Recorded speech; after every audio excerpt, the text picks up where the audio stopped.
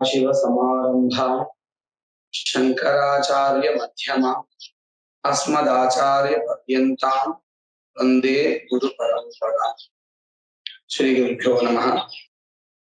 20வது श्लोकम्।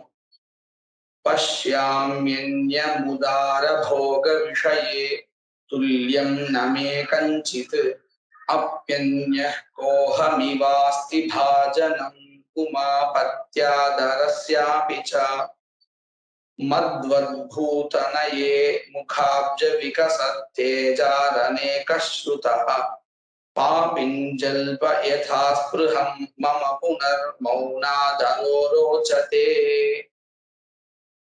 परच्छेदः। पश्यामि अन्यम् उदारभोगविषये तुल्यं न मे कञ्चित् अपि अन्यः कोऽहम् इव अस्ति भाजनम् उमापत्याः दरस्यापि च। இந்த இடத்துல உமாபத்யாதரஸ்யாபி சன்னு இப்ப படிக்கணும்.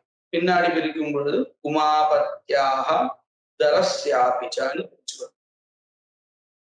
மத்வத் பூதனயே முகாப்ஜ விகசத் தேஜாஹ ரணே கஹ ஸ்ருதஹ பாபின் ஜல்ப யதா ஸ்பிருஹம் மம புனः மௌனாதரஹ ரோச்சதே. இப்படின்னு பரிச்சேதம்.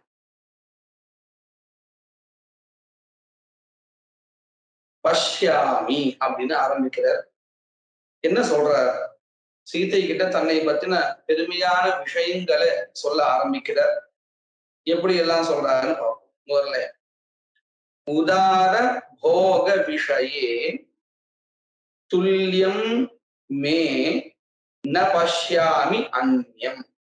இப்படி நம்ம வாக்கியமா மாத்திக்கணும். முதல்ல ஸ்லோகத்தை புரிஞ்சுக்கிறதுக்காக என்ன அர்த்தம்? போக விஷயே, அதாவது நம்ம இந்த உலகத்துல யாரு புண்ணியம் பண்ணவன்னு சொல்லுவோம் அப்படின்னு கேட்டா, எல்லா விதமான சுகங்களை யாரு அனுபவிச்சுட்டே இருக்கானோ, துக்கத்தினுடைய அளவு குறைச்சலா வச்சிருந்து புண்ணியத்துடைய அளவை அதிகமா வச்சிருந்துருக்கானோ அவனைத்தானே நாம நல்லவன்னு சொல்லுவோம், புண்ணியம் பண்ணவன் அப்படின்னு சொல்லுவோம். அப்போ என்ன ஆறுது? இந்த இடத்துல எப்படி அந்த புண்ணியத்தை பண்ணவன்னு சொல்றோம்? சுகத்தை அனுபவிக்கிறது வச்சு, அதாவது போகத்தை வச்சிருந்து. அப்படி பார்த்தோம்னு சொன்னா ராவணன் தன்னை என்ன சொல்கிறான்? இந்த போக விஷயங்களை அனுபவிக்கிறதுல எனக்கு துல்லியமானவன் ஒருத்தன் வேறு ஒருவன் இல்லை. அப்படின்னா என்ன அர்த்தம்? என்ன சொல்ல வரான்? அவனுடைய தாற்பயம் என்ன அப்படின்னு கேட்டா, நான் அந்த அளவுக்கு புண்ணியவானா இருக்கேன், புண்ணியம் பண்ணவனா இருக்கேன். அதனாலதான் எனக்கு போக விஷயங்கள்ல ஏற்படக்கூடியதான சுகம் மட்டுமே இருக்கு, துக்கம் இல்லை. எதை எனக்கு வேணும்னு நினைக்கிறேனோ அது எனக்கு கிடைக்கக்கூடியதா இருக்கு. எல்லா விஷயங்களும் என்னுடைய போகத்துக்கு விஷயங்களாக ஆகின்றன. எல்லா பதார்த்தங்களும் என்னுடைய போகத்துக்கு விஷயங்களாக ஆகின்றன. அதைத்தான் சொல்றான். உதார போக விஷய. உதாரணம் சொன்னா இந்த இடத்துல விபுலம்னு அர்த்தம். பரந்த போக விஷயத்தை, நிறைய பதார்த்தங்களுடைய போக விஷயத்தில் அந்நியம் மற்றொருவனை எனக்கு நிகராக, துல்லியம் எனக்கு நிகராக, ந பஷ்யாமி நான் பார்ப்பதில்லை. அப்படின்னு என்ன அர்த்தம்? என்னை போல புண்ணியம் பண்ணி அந்த புண்ணியத்தினுடைய வசத்தினால பதார்த்தங்களுடைய போகத்துல துல்லியமா ஒருத்தன் இல்லை. அந்த அளவுக்கு நான் புண்ணியவான். சரி. அந்யா கஹ அகமிவ அஸ்தி. மற்றொருவன் என்னை போல வேறு யார் இருக்கிறார்?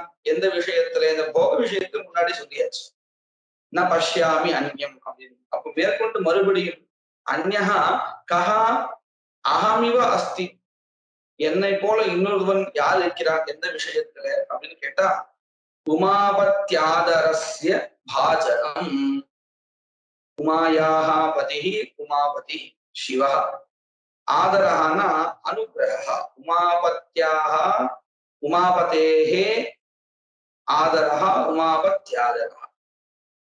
சிவனுடைய அனுகிரகத்திற்கு பாத்திரமானவன் நான்.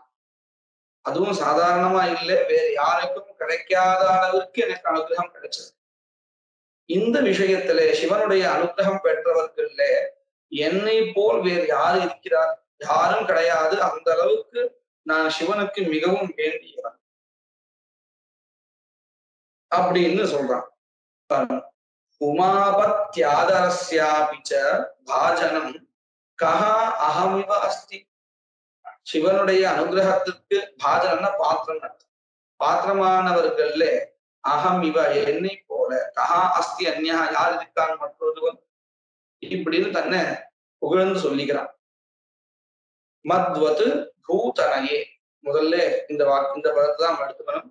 பூதனையே பூமி புத்திரியானவளே சீதையே, சீதை பூமி புத்திரி இல்லையா, அதனால இது விழிவேற்றுமை.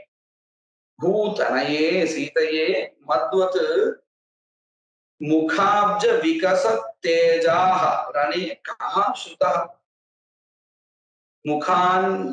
முகானி அப்ஜினி இவ விகசத்து. முகங்கள் தாமரை போன்ற பிரகாசத்தை உடையவைகளாக இருக்கின்றன. அப்பேற்பட்ட தேஜஸ கொண்டதானவர் ரணத்துல யுத்தத்துல கஹா சுதா யாரு கேள்விப்பட்டிருக்க என்னை போல. முகாப்ஜ விகச தேஜா, இந்த முகமே, இந்த ராவனுடைய முகமே ஒரு தாமரை. அந்த தாமரை போன்ற விகசத்து மலர்ந்த பிரகாசிக்கின்ற தேஜாக ஒளி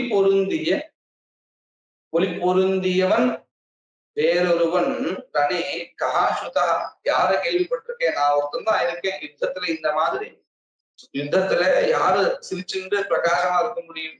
யாரிடத்துல அந்த வீரமானது அதிகமா இருக்கும் அவன் தான்.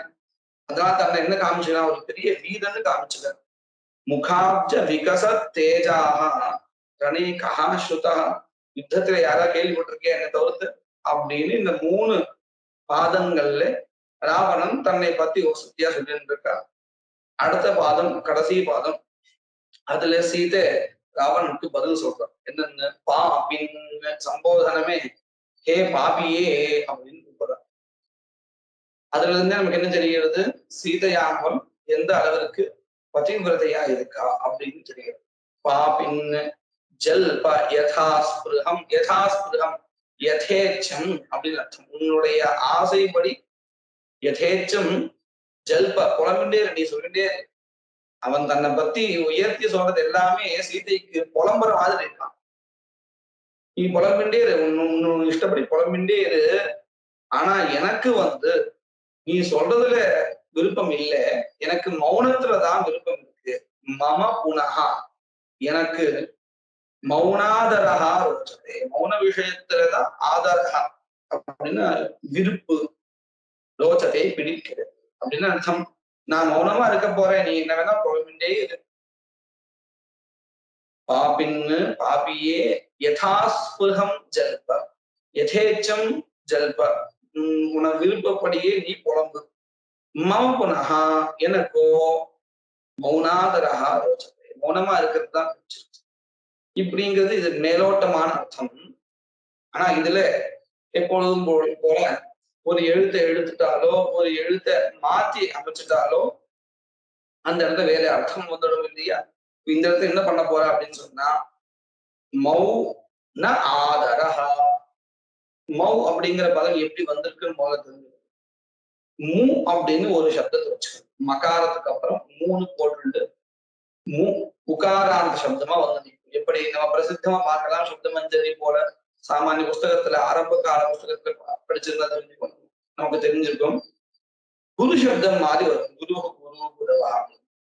இந்த குரு சப்தத்தினுடைய சப்தமி விபக்தி என்னவா வரும் அப்படின்னு கேட்டா குரவ் அப்படின்னு வரும் இல்லையா. அத போல மூ அப்படின்னு ஒரு சப்தத்தை வச்சுட்டு சொன்னா அதனுடைய சப்தமி விபக்தி மௌ அப்படின்னு வரும். மௌ அப்படின்னு என்ன அர்த்தம், மூ அப்படிங்கிற எழுத்தில் ந ஆதரஹா, மௌனாதரகான்னு சொன்னா இல்லையா, அதுல மௌ மூ என்கின்ற எழுத்தில் ந ஆதரஹா எனக்கு விருப்பமில்லை. ந ஆதரஹா அதை நான் விரும்பவில்லை அப்படின்னு அர்த்தம். மூங்கிற எடுத்து நீ சொன்ன ஸ்லோகத்திலேயே இருக்கக்கூடியதான அனைத்து பதங்களையும் அப்படிங்கிற எழுத்தை எடுத்து படி அப்படின்னா என்ன வரும்? ஒரு பதம். பஷ்யாமி அந்யம் உதார போக விஷயே அப்படின்னு வந்தது இல்லையா? அந்யம் அந்யம் உதார போக விஷயம். அதுல ஒரு அந்த எடுத்துட்டாங்கன்னா எப்படி பதம் வரும்? பஷ்யாம்யன்யதார போக விஷயே அப்படின்னு வரும். அடுத்தது ரெண்டாவது பதத்துல பாஜனம் உமாபத்யாதரஸ்யாபிச்ச அப்படின்னு இருந்தது இல்லையா? அதுல ஒரு பதம் இருக்கு. அதுல அப்படிங்கிற ஒரு பதம் ஒண்ணு இருக்கு. அதை எடுத்தாச்சுன்னா என்ன ஆயிடும்? பாஜனமாபத்யாதரஸ்யாபிச்ச அப்படின்னு வரும். அடுத்தது முகாப்ஜ விகச தேஜாஹா அப்படின்னு மூணாவது பதம். அதுல அப்படின்னு முதல்லயே இருக்கு. ஆரம்ப எழுத்து அதுதான். அந்த எழுத்தை எடுத்தாச்சுன்னு சொன்னா காப்ஜ விகச தேஜாஹா அப்படின்னு 3 பதங்கள் எடுத்தாச்சுன்னா இந்த மாதிரி இருக்கும். எப்பொழுதும் போல அவன் எந்த பதங்களை உபயோகிச்சு தன்னை பத்தி உயர்த்தி சொன்னானோ அதே பதங்கள் இப்போ அவனை தாழ்த்தி சொல்ல போறது எப்படின்னு நம்ம பார்க்க. முதல்ல உதார போக விஷயே பஷ்யாம்யம் உதார போக விஷயே அதுல நம்ம எடுத்துட்டோம்னா பதம் என்னவா இருந்தது? பஷ்யாம்யன்யதார போக விஷயே துல்லியம் நமே கஞ்சித் அப்படின்னு வரும். அந்நியதார போக விஷயே அந்நிய மற்றவருடைய தாரன்னா இங்க மனைவியின் அர்த்தம். இந்த தாராக அப்படிங்கிறது நித்திய பகுவச்சன சப்தம் மனைவியை குறிக்கக்கூடியது. பஷ்யாமி அந்நியதார போக விஷயே மாற்றான் மனைவியினுடைய போகத்தை அனுபவிக்கிறது இல்லை அப்படின்னா மாற்றான் மனைவியை நோக்குவதில் துல்லியம் ந பஷ்யாமி எனக்கு நிகரா வேற யாரும் பார்க்கறது இல்லை அப்படின்னு அர்த்தம். நான் தான் மாற்றான் மனைவியே நோக்குவதில் சிறந்தவன் அப்படின்னா இப்ப அவனுக்கு உயர்வா தாழ்வா? கண்டிப்பா தாழ்வா வந்துடும் இல்லையா? அப்படித்தானே சீதையை கொண்டு வந்து இங்க வச்சிருக்கான் ராவணன். இதுல இருந்தே அவன் எப்பேற்பட்டவன்னு தெரியாது. அதை மனசுல வச்சுட்டுதான் இப்படி ஒரு அர்த்தத்தை வரும்படி சீதை அந்த பதத்தை மாற்றி அமைச்சிருக்கா. என்னென்ன? அந்நிய தார போக விஷயே மாற்றான் மனைவியை அனுபவிப்பதிலே இச்சை கொண்டவர்களில் அந்நியம் ந பஷ்யாமி எனக்கு நிகராக நான் யாரும் பார்த்ததில்லை அப்படின்னா அந்த அளவுக்கு அவன் மோசமானவன் அர்த்தம். அடுத்தது பாஜனமுமாபத்யாதரஸ்யாபிச்ச முன்னாடி என்ன சொன்னா ஈஸ்வரனுடைய அனுகிரக பாத்திரத்துல என்ன போல இன்னொருத்தன் இல்லைன்னு சொன்னான். ஆனா இப்போ அந்த எடுத்தாச்சுன்னு என்ன ஆயிடும்? பாஜனம் ஆபத்யாக ஆபத்துன்னு என்னது அப்படின்னு சொன்னா தமிழ்ல சொன்னா அதே ஆபத்து தான். இந்த ஆபத்துக்கு நான் தான் பாத்திரமானவன் அப்படின்னு அர்த்தம். ஆபத்தானவன் அர்த்தம். உமாபத்தியாக அப்படிங்கிறது இந்த போயிடுதுன்னு சொன்னா மீறி பாக்கி இருக்கிறது ஆபத்தியாக பாஜனம் ஆபத்திற்கு நான் ஒரு பாத்திரம். ஆபத்துடைய சொரூபம்னு அர்த்தம். அது மட்டும் இல்லை தரஸ்யாபிச்ச தரான பயம் பயத்திற்கும் நான் ஒரு பாத்திரம். ஆபத்திற்கும் பயத்திற்கும் நான் ஒரு பாத்திரமாக இருக்கிறேன் அப்படின்னா இப்போ உயர்வான அர்த்தங்கள் எல்லாமே மாற்றி தாழ்வான அர்த்தம் வந்துச்சு இல்லையா? இவன் தானே இப்போ பயத்துக்கு காரணமா இருக்கான் சீதைக்கு. அது மனசுல வச்சுதான் சொல்றான். ஆபத்யாக பாஜனம் தரஸ்யாபிச்ச பயத்திற்கும் நான் தான் பாத்திரமானவன். அடுத்தது முகாப்ஜ விகச தேஜாகான்னு இருக்குது. அதாவது தாமரை போன்ற முகத்தை உடைய மிளிர்கின்ற சேதஸை கொண்டவன் தன்னை பத்தி சொன்னான் இல்லையா? அதுல எடுத்தாச்சுன்னா காப்ஜ விகச தேஜாகா. காப்ஜம்னா என்னது? கே ஆகாஷே பவம் காப்ஜம். ஆகாயத்துல எங்கேயாவது தாமரை முளைக்குமான்னு? முளைக்கவே முளைக்காது. ஆகாய தாமரைன்னு ஒண்ணு கிடையாது இல்லையா? சசவிஷான்னு சொல்லுவோம். முயலுக்கு கொம்பு உண்டா எங்கேயாவது? எங்கேயும் கிடையாது. அந்த மாதிரி காப்ஜம்னு எங்கேயாவது பிரசித்தம் இருக்கா? ஆகாய தாமரைன்னு கிடையவே கிடையாது.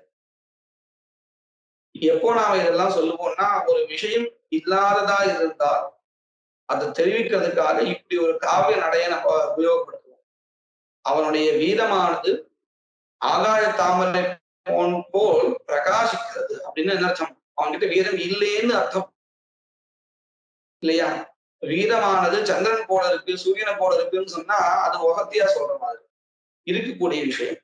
இவனுடைய வீரம் ஆகாய தாமரை போல இருக்குன்னு சொன்னா அவன்கிட்ட வீரமே இல்லை அப்படின்னு அர்த்தம். அதை போலதான் இங்கேயும் இவனிடத்துல தேஜஸ், எப்பேற்பட்ட தேஜஸ், காப்ஜ விகச தேஜ, ஆகாய தாமரை போன்ற பிரகாசத்தை கொண்டு தேஜஸ் வீரத்தை கொண்டவன் அப்படின்னு சொன்னா என்ன அர்த்தம்? அவன்கிட்ட வீரமே இல்லைன்னு அர்த்தம். அப்படின்னு ஏன் அப்படி சொல்றா? சும்மா சொல்லல, இத ராமாயணத்திலேயே சொல்ற மாதிரி இருக்கு பாருங்க. கிஞ்சித் வீரியம் தவானார்ய யோமாம் தர்த்துஹு அசந்நிதௌ அபஹிருத்ய ஆகதः பாப தேன அதிருஷ்டः மகாத்மனா शूरेण घनद भ्रात्रा बलैः समुदितेन च अपोह्य रामं कस्माद्धि தாரச்சௌரியம் त्वया. இந்த சீதை என்ன சொல்றா ராமாயணத்துல மூல கிரந்தத்துல, அவர் ராமர் வந்து மகா பலசாலி, தம்பியோட சேர்ந்து இருக்க, இப்படி இருக்கக்கூடியதான அவரை நீ வந்து ஏமாற்றி அவர் அந்த இடத்துல இல்லாதபடி பார்த்துட்டு இப்படி மாற்றாம் மனைவியை கஸ்மாத்தி தாரச்சௌரியம், மாற்றாம் மனைவியை திருடக்கூடியவனாக நீ இருக்க, ஏன் இந்த காரியம் பண்ற? ஏன்னா உனக்கு வீரியம் இல்லை. கிஞ்சித் வீரியம் தவானாக, உனக்கு வீரியம் இருக்கா? இருந்தா அப்படி பண்ண மாட்டே இல்லையா? இல்லாத சமயத்துல வந்து ராமர் இல்லாத சமயத்துல வந்து என்ன அபகரிச்சிருக்க மாட்டே இல்லையா? அப்படின்னு அர்த்தம், உனக்கு வீரியம் இல்லைன்னு அர்த்தம். அத மனசுல வச்சிருந்து அந்த கவி இங்க என்ன எழுதுற, காப்ஜ விகச தேஜா, ஆகாய தாமரை போன்ற பிரகாசமான தேஜஸை உடையவனாக ராவணன் இருக்கிறான் அப்படின்னு ராவணனே தனக்கு சொல்லிக்கிறான். அப்படின்னு அர்த்தம், என்கிட்ட வீரியம் இல்லை அப்படின்னு அர்த்தம்.